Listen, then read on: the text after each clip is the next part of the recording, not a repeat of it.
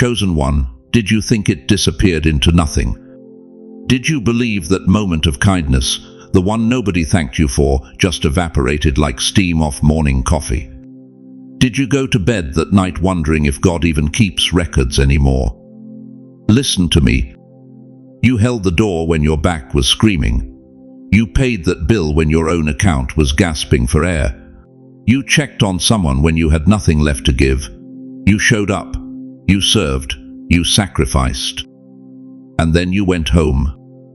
No applause, no text message, no thank you card in the mail, just the same four walls, the same silence, the same feeling that maybe, just maybe, you've become invisible in a world that only celebrates what's loud. But here's what you don't know. While you were doubting, heaven was documenting. While you were second-guessing, God was dispatching.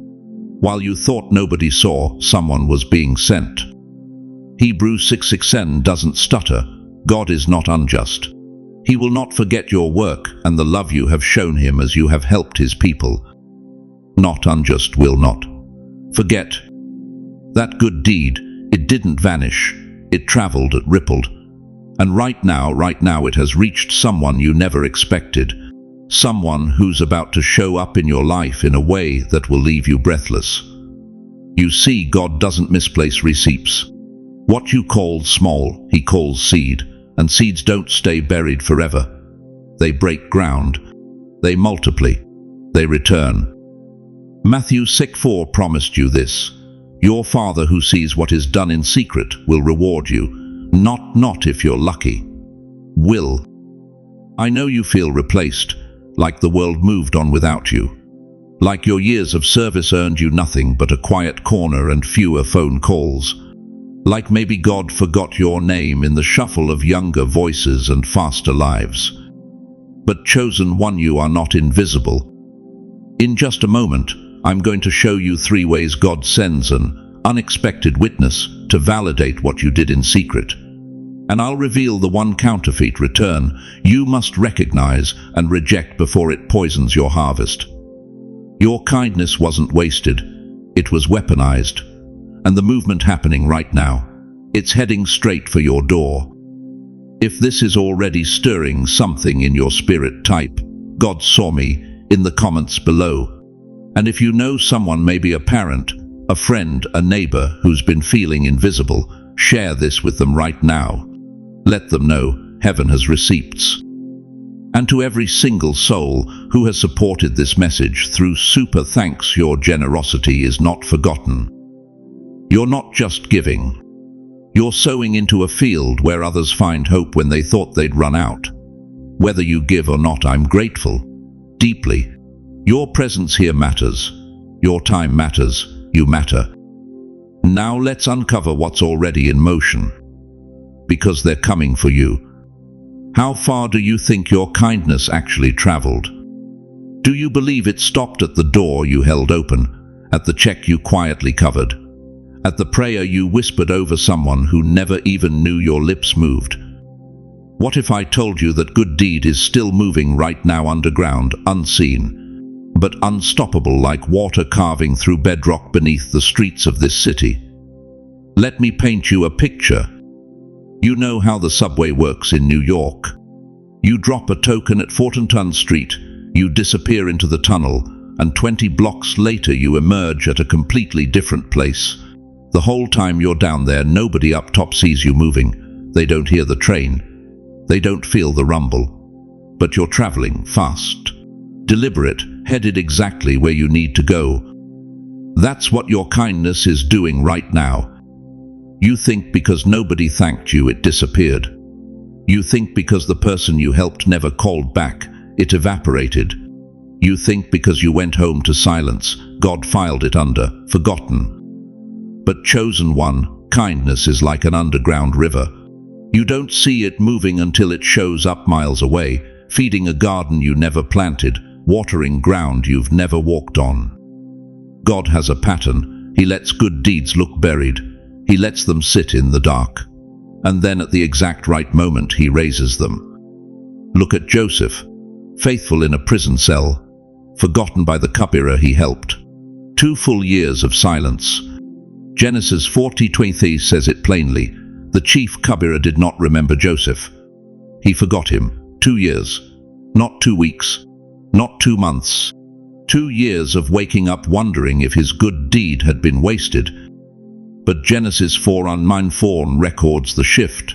So Pharaoh sent for Joseph, and he was quickly brought from the dungeon. Quickly. When God's timing hit, everything accelerated. The same good deed that looked buried became the very thing that placed Joseph second in command of an empire. His kindness didn't vanish. It traveled, it echoed, it positioned him.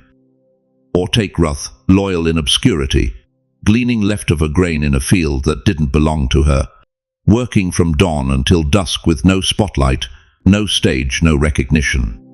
Just faithfulness when nobody important was watching.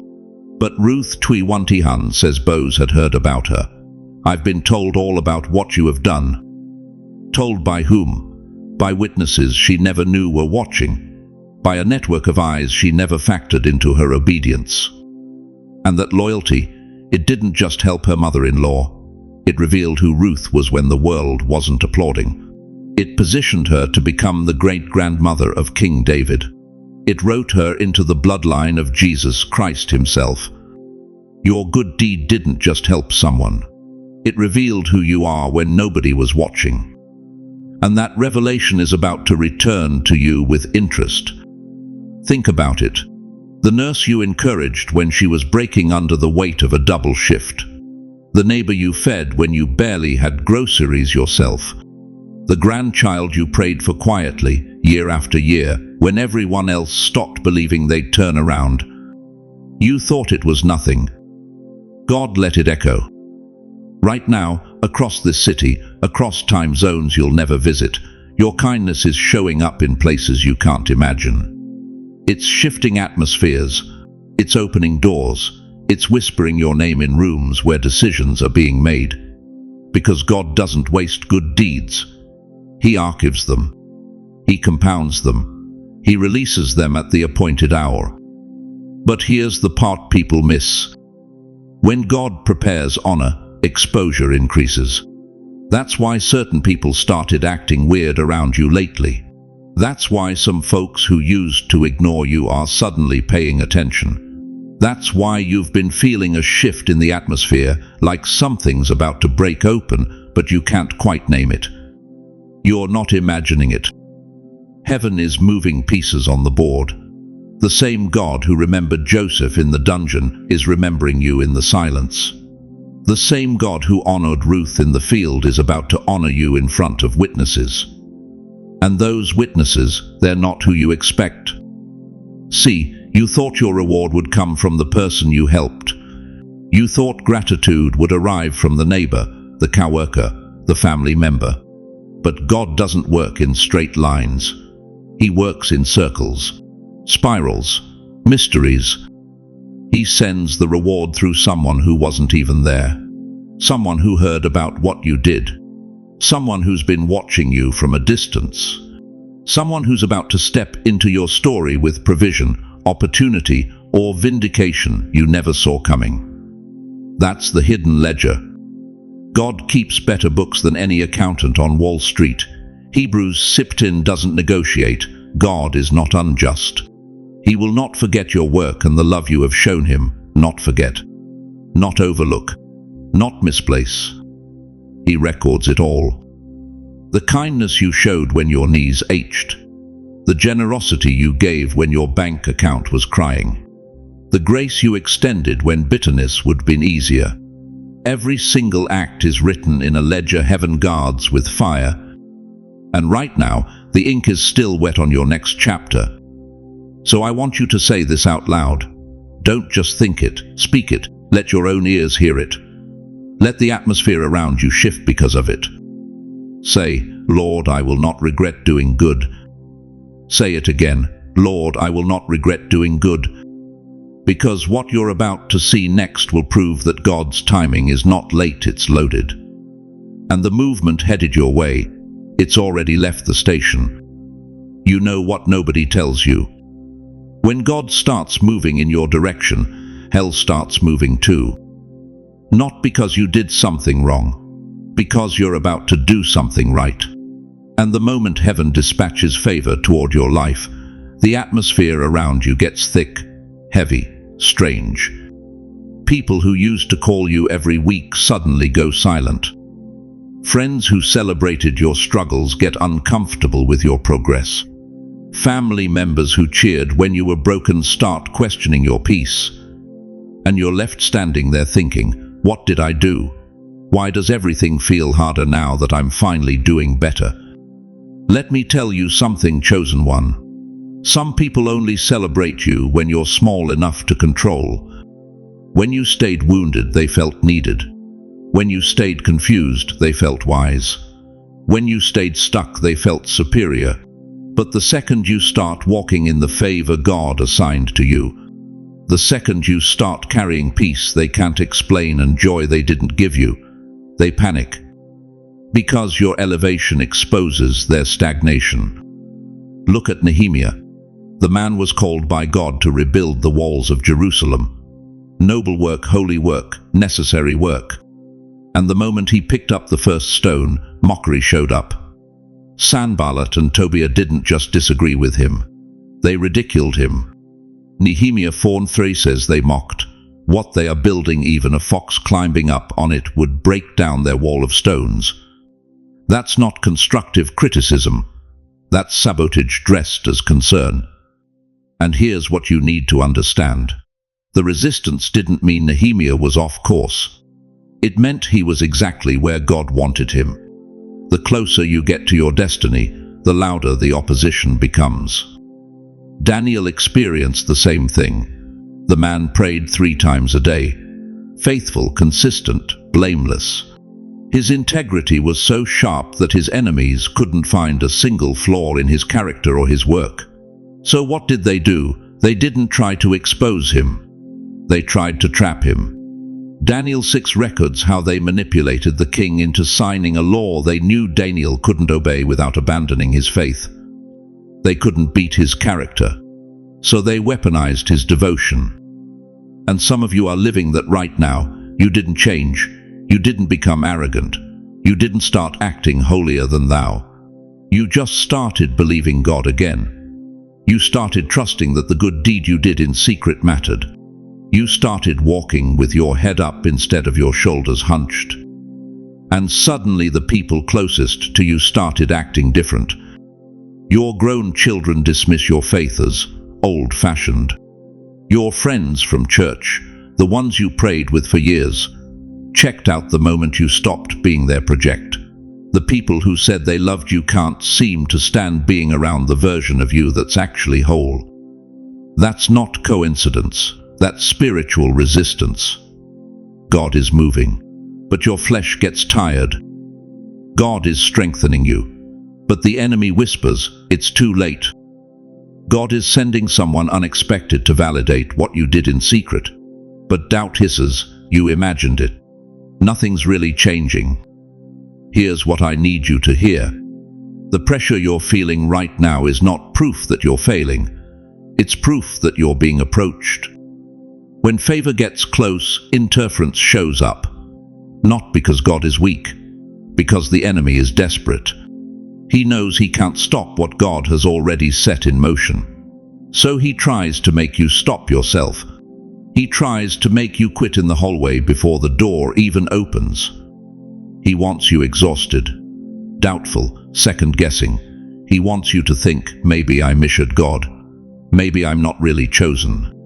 Maybe this whole thing was just my imagination. But chosen one, if it was just your imagination, why is hell so nervous? If your good deed didn't matter, why is the enemy working overtime to convince you it was pointless? If God isn't about to send someone unexpected into your life, why does every voice around you suddenly want you to stay small, stay quiet, stay in the corner? I'll tell you why. Because what's coming for you is real. And the closer it gets, the harder the resistance pushes. You've been through church hurt. I know. People you trusted with your story used it against you. Leaders you respected turned out to be frauds. Friends you served abandoned you the moment you needed them. And now you're hesitant, guarded, wondering if you can even trust this word you're hearing right now. I get it, but don't let betrayal from broken people block the blessing from a faithful God. In the next section, I'm going to give you a clear filter, a way to recognize the unexpected person God may be sending, and how to spot the counterfeit so you don't get manipulated again.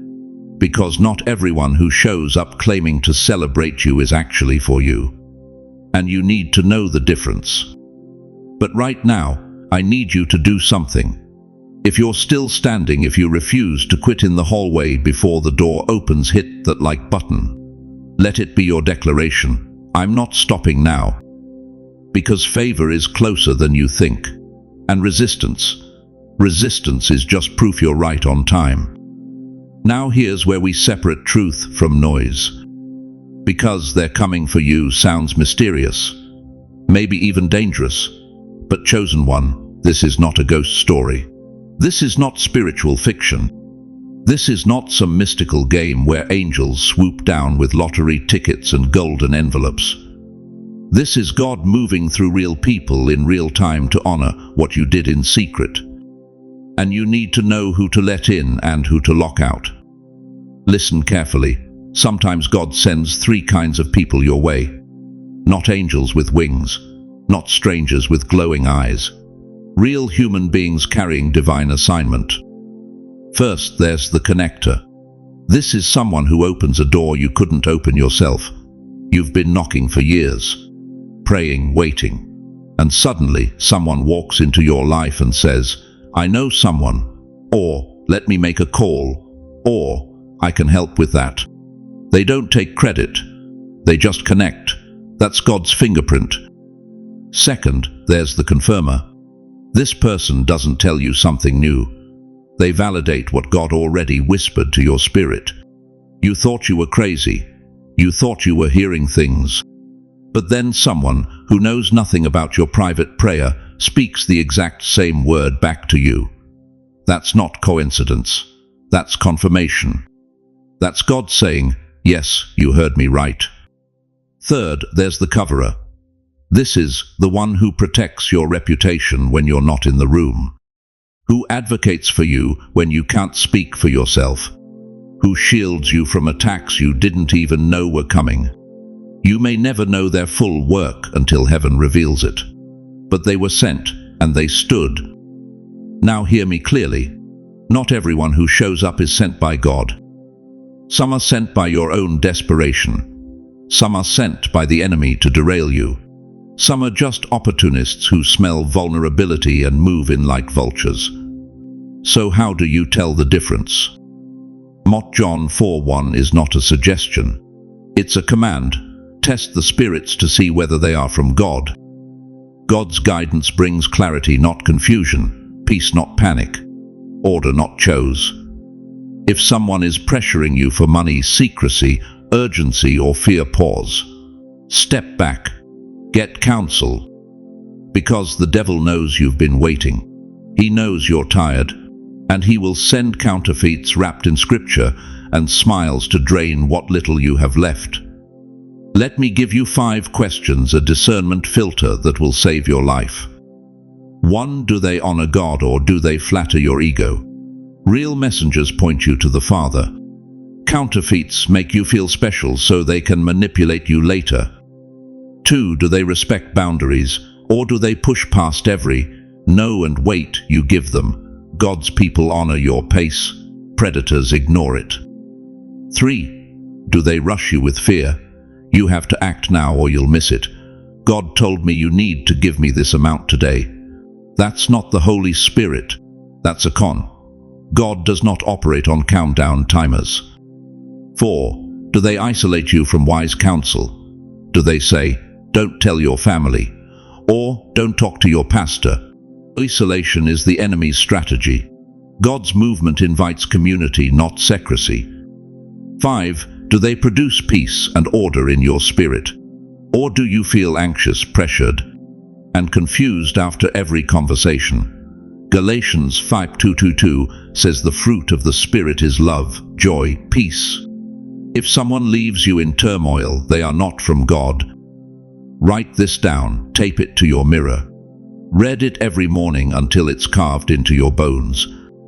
Because, chosen one, you've been through too much to fall for a counterfeit now.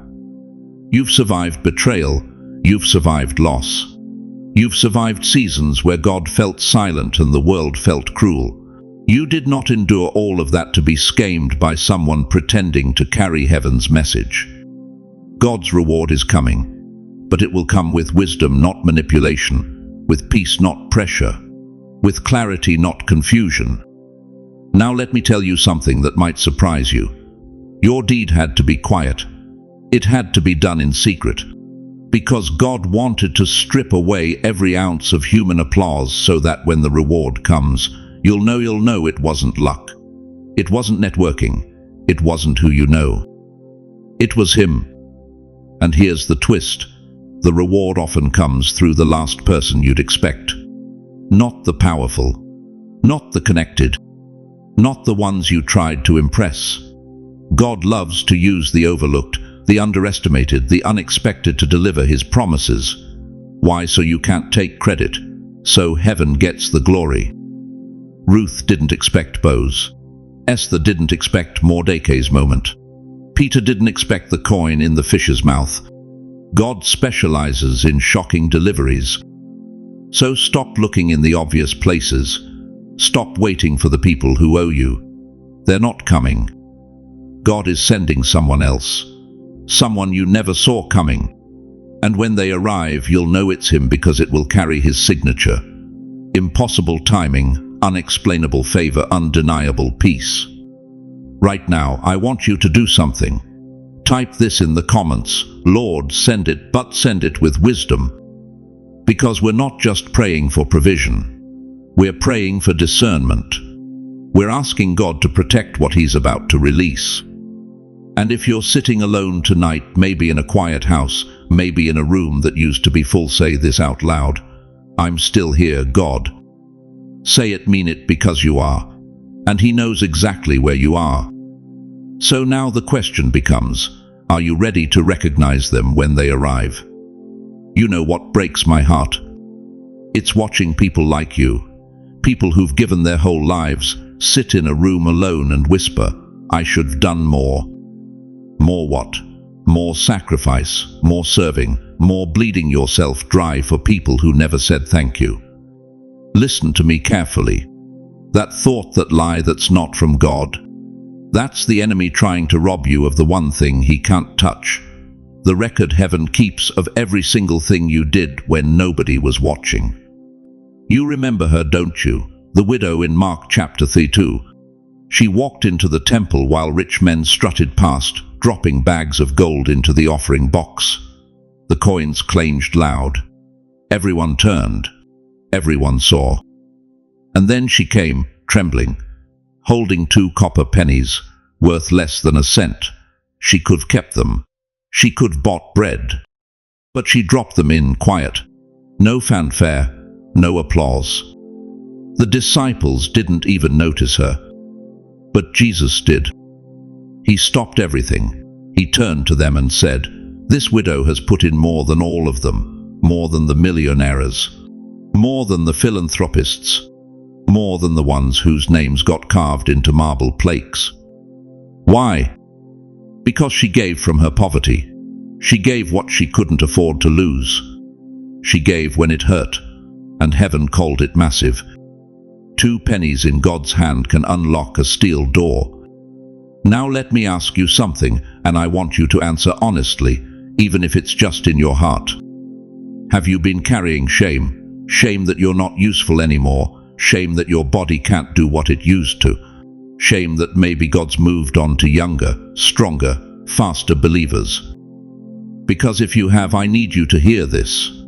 Your value to God was never tied to your strength. It was tied to your heart. You see, the world measures contribution by output. How much did you produce? How much did you earn? How many people showed up to your birthday party this year? But God measures by sacrifice. And the smaller the deed looks to human eyes, the larger it registers in heaven's economy. Matthew 10:42. Jesus said it plain. If anyone gives even a cup of cold water to one of these little ones because they are my disciple, truly I tell you, they will certainly not lose their reward. A cup of water, that's it, not a banquet, not a building, not a foundation with your name on it. A cup of water. And Jesus stamped it with a guarantee. You will not lose your reward. But here's where it gets real for you right now. I know what you're facing. Medical bills stacking up like bricks on your chest. Loneliness so thick you can taste it at 3 a.m. when the house is too quiet and the phone never rings. The fear that you've been left behind while the world moved on without you. And in the middle of all that, you still did something kind. You still covered someone's meal when your own account was gasping. You still sent that card. You still made that call. You still prayed for that person who hurt you. That wasn't generosity. That was proof. Proof of spiritual maturity that most people never reach. Proof that your faith isn't a performance, it's a reflex. Proof that even when life beat you down, you refused to let bitterness win. Proverbs 19:10 says it like this: Whoever is kind to the poor lends to the Lord, and he will reward them for what they have done. Read that again. When you give to someone who can't pay you back, you're not giving to them. You're lending to God, and God doesn't default on his loans. Now here's the part that's going to wreck you in the best way. A small seed looks like nothing until the harvest shows up like a storm. You planted, you didn't see the soil move, you didn't hear anything crack open. You went home and forgot about it because it felt so small, so insignificant, so pointless. But deep under the surface, roots were spreading, cells were multiplying, a system was forming. And now, right now, something is about to break through the ground that will shock you. Because God didn't bless your performance. He honored your heart. He saw you give when you had nothing. He saw you serve when you were exhausted. He saw you forgive when you had every right to hold the grudge. He saw you keep going when quitting would have been easier. And heaven doesn't ignore that. Heaven mobilizes around that. You think you're forgotten. Heaven's been building a case file on your behalf. You think you're invisible. Angels have been taking notes. You think your good deeds disappeared into a void. They've been traveling, moving, reaching. And now they've landed on someone you never expected. Someone who's about to walk into your life and say something, do something, bring something that will make you fall to your knees and whisper, God, you really saw me. But here's what I need you to understand before we go any further. Some people lose the breakthrough at the last step.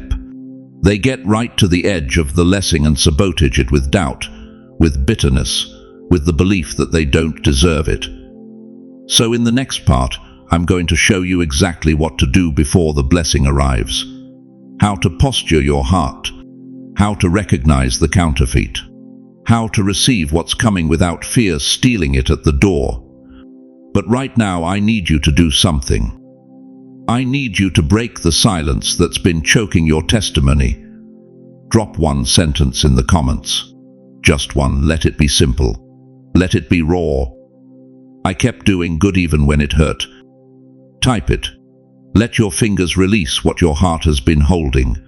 Because when you testify, you don't just encourage someone else, you activate something in the spiritual realm. You agree with heaven's record. You say, yes, God saw me, and I'm still here. Go ahead, type it now. Because this story isn't over. The seed you planted, it's about to break ground. And what's coming for you is bigger than you ever imagined. Now listen closely, because what I'm about to tell you will save you years of wasted effort and spiritual exhaustion. The person coming for you, the one heaven sent in response to your secret good deed, they're not coming to rescue a broken vessel. They're coming because God already finished something inside you. And if you're not ready, if you're still performing, still begging for validation from people who never protected you in the first place, you'll miss them when they arrive. Let me be blunt. You've spent decades making yourself smaller so others could feel bigger. You've apologized for taking up space. You've watered down your truth to keep peace with people who never once fought for yours. And somewhere deep down, you've convinced yourself that humility means shrinking, that faithfulness means silence, that love means tolerating disrespect. That stops today. Because preparation isn't about performing harder. It's about making room. And making room starts with clearing out what never belonged in your house to begin with.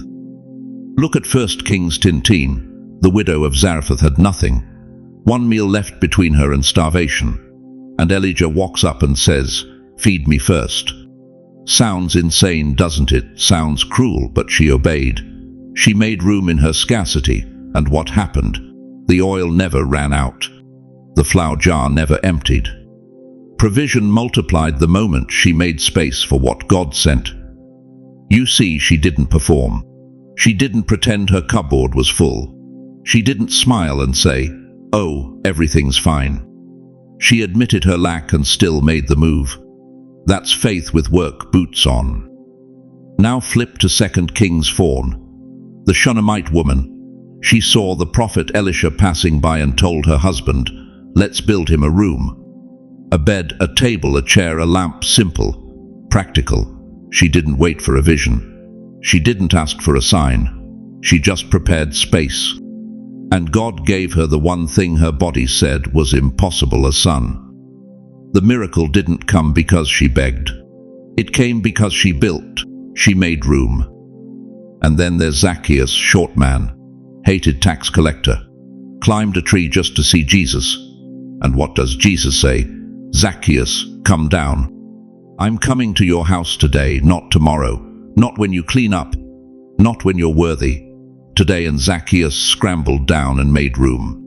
He didn't perform righteousness. He prepared space, and salvation walked through his door. Do you see the pattern?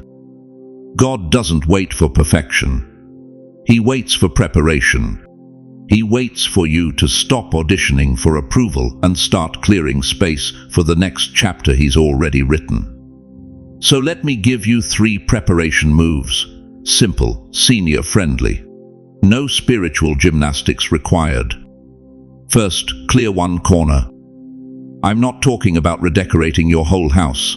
I'm talking about one drawer, one table, one shelf. Clean it out. Make it a symbol. Say out loud, "I'm making room for God's next chapter." It sounds small, but in the spirit realm it's a declaration. You're telling heaven, "I'm ready, I'm not stuck, I'm not finished. There's space here for what you're sending." Second, write one letter or make one call you've delayed. Maybe it's forgiveness, maybe it's closure, maybe it's just saying, "I release you." You've been carrying dead weight, and it's clogging the doorway.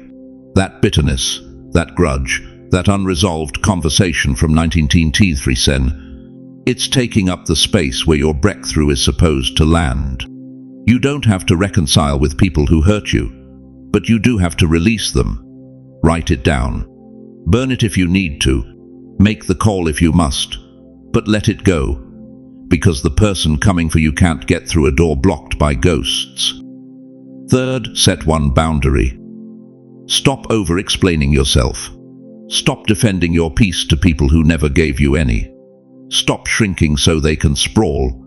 If someone in your life treats your kindness like weakness, if they dismiss your years of service, if they only call when they need something, set a line. You're not being mean, you're being faithful. To yourself. To the assignment God gave you, not them. And here's the part that might sting. Some people in your life right now are not coming with you into this next season. They're not supposed to. They were scaffolding, not foundation. They helped you build, but they're not part of the structure. And if you keep trying to drag them along, you'll delay what God is trying to deliver. Preparation is not performance. Performance says, "Look at me, I'm worthy now." Preparation says, I'm clearing space because I trust what's coming. You don't have to prove anything to anyone. Not to your kids who moved away.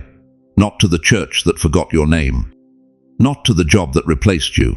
Not even to yourself. God already sees you. He already sent someone. Your only job is to make room. And here's the turning point, the thing you need to understand with every fiber of your being. The person coming for you is not coming to save you. They're coming because God already completed something inside you. You've been refined. You've been tested. You've been purified in the fire of loneliness, betrayal, and silence. And now you're ready to receive what you couldn't have handled before. The miracle isn't in their arrival. The miracle is that you're still standing, still believing, still making room after everything tried to bury you. Preparation is faith with work boots on. It's not waiting passively. It's moving intentionally. It's clearing the table, writing the letter, setting the boundary. It's saying, God, I don't know when they're coming, but when they do, there will be space. So let me ask you, are you ready? Not someday, not when you feel stronger, not when life gets easier. Right now. Are you ready to stop performing and start preparing? If you are, type this in the comments. I'm ready without striving. Because the moment you make room, heaven makes a move. And what's already in motion is closer than you think. Let me tell you what the enemy whispers to you at 3 a.m. when sleep won't come and the silence screams louder than any voice ever did. He whispers, it's too late for you. He whispers, you gave your best years to people who forgot your name before you even left the room. He whispers, God moved on, the world moved on, and you're just taking up space now. That's the live. And chosen one, I need you to hear me with every fiber of your being. If God is still waking you up in the morning, if breath is still filling your lungs, if your heart is still beating steady in your chest, then listen closely. He is not done with you. Not even close. You think those years were wasted. You think that kindness you showed when nobody was watching just dissolved into thin air like morning fog over the Hudson. You think God's been up in heaven filing paperwork while your good deeds collected dust in some forgotten corner. No. Unnoticed says God desires truth in the inward being, not performance, not perfection, not your ability to keep up with a world that's obsessed with youth and speed and noise. He desires truth, and the truth is your heart never stopped being good. Your hands never stopped being willing. Your spirit never stopped showing up, even when showing up cost you everything you had left.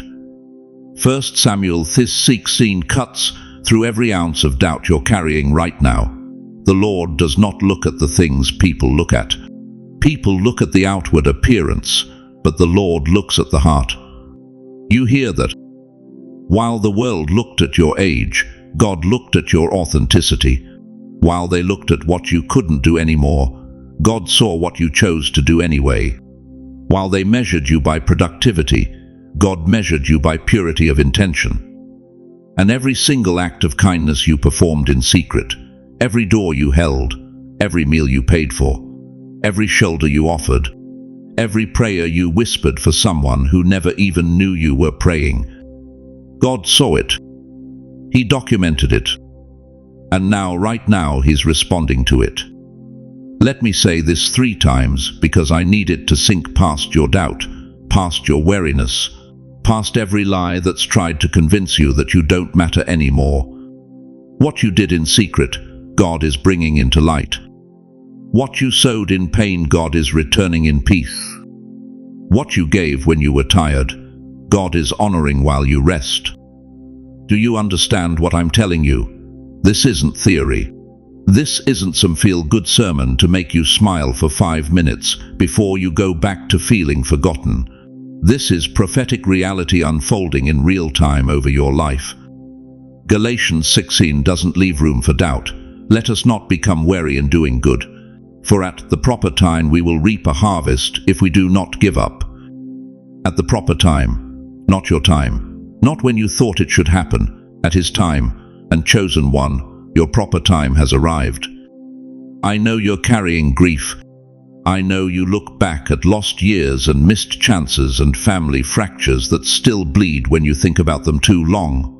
I know you wonder if God can really do anything with the chapters you have left when so many pages behind you are stained with regret. But listen to me. God specializes in last chapters. He's the God who gave Abraham a son at Winseton. He's the God who used Moses at Tati to split seas and lead nations. He's the God who called Anna the prophetess, teen 4 years old, widowed for decades, and put her in the temple at the exact moment the Messiah arrived so she could be among the first to proclaim his coming. God can still write beauty in your final chapters. He can still turn your November into springtime. He can still make your sunset more glorious than your sunrise ever was. Because this moment, the one you're living in right now, is not about what you lost. It's about what God is returning. And here's the revelation that should shake you to your core. They're not coming because you begged for attention. They're not coming because you manipulated or marketed or made yourself loud enough to be heard. They're coming because God put a witness on your obedience. Do you hear a witness? Heaven itself is testifying about you. Angels are dispatching on your behalf. The person you helped, the one who never said thank you, the one who walked away without a second glance, their life was touched by what you did. And now God is orchestrating a divine collision where that seed you planted in secret is about to produce fruit you can see, touch and taste. They're coming to your door. They're coming with the provision you need. They're coming with the honor you were denied. They're coming with the open doors you thought were sealed shut forever. Not because you earned it, not because you're perfect, but because God keeps his word, and his word says he will not forget your labor of love. So right now, wherever you are, I want you to do something. I want you to bring it all to him. Every wound, every year you think you wasted, every moment of regret that's been sitting heavy on your chest like a stone you can't move. Just whisper this with me. Jesus, I bring you my years. I bring you my wounds. I bring you my regret. Make me new. Show me that it's not too late. Show me that you're still writing my story. I surrender. I trust. I believe. And chosen one, if you can, if there's strength left in you to do this, get connected to a local church. Don't fight this season alone. Don't try to carry this weight by yourself. God designed you for community, for fellowship, for brothers and sisters who will stand with you when your knees get weak. Because what's coming next isn't just a moment, it's a movement. And you're going to need people around you who can help you carry the harvest that's about to pour into your life. But before we go any further, I need you to understand something critical. There are 3 distinct ways God sends an unexpected witness to validate what you did in secret. 3 undeniable signs that heaven is responding to your obedience. And there's one counterfeit, one deceptive imitation that the enemy will try to substitute in place of God's real blessing. If you don't recognize it, it will rob you blind. So stay with me, because what I'm about to show you next could be the difference between stepping into your harvest or watching it slip through your fingers. Chosen one, we've come to the close of this word, but not the close of what's unfolding in your life right now. Heaven doesn't stop moving just because the message ends. The wheels are already turning. The witness is already traveling. And you need to know how to stand ready without losing your peace. So hear me clearly. Stay kind, but stay wise. Stay open, but keep your boundaries. The Bible doesn't just tell us to be innocent as doves. Matthew 10:6 says we must also be shrewd as serpents. That means discernment isn't optional. It's survival. It's spiritual intelligence. And in this season, God is asking you to carry both tenderness and caution in the same hand. Because here's what I need you to understand. When heaven moves, hell watches. When your seed begins to break ground, The enemy will send counterfeits to confuse the harvest. He knows he can't stop your blessing, so he'll try to make you accept a fake one. He'll send a phone call that sounds right but feels wrong. He'll send a request that looks urgent but smells like a trap. He'll send flattery wrapped around manipulation, hoping you're too lonely to notice the difference. And beloved, I say this with all the love in my heart, you cannot afford to be knave. If someone calls asking for money, verify it. If someone texts you with a sudden emergency, pause and confirm it through a trusted source. If someone shows up with a story that tugs at your heart, run it by your pastor, your family, someone who knows you and loves you enough to protect you. Do not send money to strangers. Do not click links from unknown numbers. Do not hand over information just because someone says they're from the bank, the government, or even the church. God's blessings do not come disguised as pressure. His provision does not demand your social security number. His favor does not rush you into decisions that bypass wisdom. If it feels hurried, if it feels manipulative, if your gut is screaming caution, that's the Holy Spirit doing His job. Listen to Him. 1 John 4:1 commands us, "Beloved, do not believe every spirit, but test the spirits to see whether they are from God." Test it. Weigh it. Pray over it. Because the real witness God sends will align with His word, His timing and His peace. And if it doesn't, it's not from Him. Now let me paint you a picture, a final image to carry with you as you step back into your day. Imagine this. You've been walking through a long tunnel. It's been dark. It's been cold. You've stumbled more times than you can count. You've questioned if there's even an exit anymore, but then far ahead you see them. Headlights, small at first, distant. But they're moving. They're coming, real. That's where you are right now, chosen one. Your next chapter is already in motion. It's traveling toward you like headlights cutting through the darkness. You don't have to chase it. You don't have to force it. You just have to stay steady, stay ready, stay positioned. And here's what I need you to prepare for, because in the next message we release, I'm going to show you the one mistake people make right before God sends the confirmation. It's the mistake that delays the blessing, confuses the timing, and opens the door to counterfeits. And if you've been waiting for breakthrough, you cannot afford to miss this. So right now, I need you to do 3 things. First, subscribe. Don't just watch and disappear. Walk this journey with us.